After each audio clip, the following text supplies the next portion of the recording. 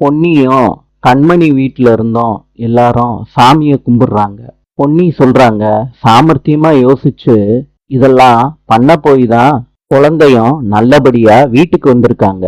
அன்பு சொல்றாரு அவங்க அம்மா கிட்ட, நாங்க நல்லபடியா வீட்டுக்கு வந்ததுக்கு சக்தியும் ஒரு முக்கியமான காரணம். கண்மணி சொல்றாங்க, உண்மையிலேயே சக்தி அண்ணனுக்கு தான் நம்ம எல்லாரும் நன்றி சொல்லணும். கண்மணி கூப்பிடுறாங்க, அன்பு இங்க வாங்க, சக்தி இங்க வாங்க. இந்த லெட்டரை பொன்னி எழுதி வச்சுட்டு போயிட்டா, பாருங்க சக்தி.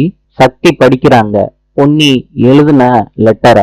நீங்க செஞ்ச உதவியெல்லாம் நான் மறக்க மாட்டேன். இவ்வளவு நல்ல மனசு இருக்க நீங்களும் அன்பும் என்னைக்கும் நல்லா இருக்கணும். ஆனா இதுக்கப்புறமும் இந்த வீட்டுல என்னால இருக்க முடியாது கண்மணி.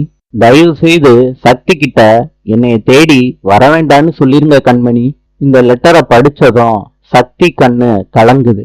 வீட்டுல உள்ளவங்க எல்லாம் ஷாக்கா பாக்குறாங்க சக்திய. நாளை சந்திப்போம்.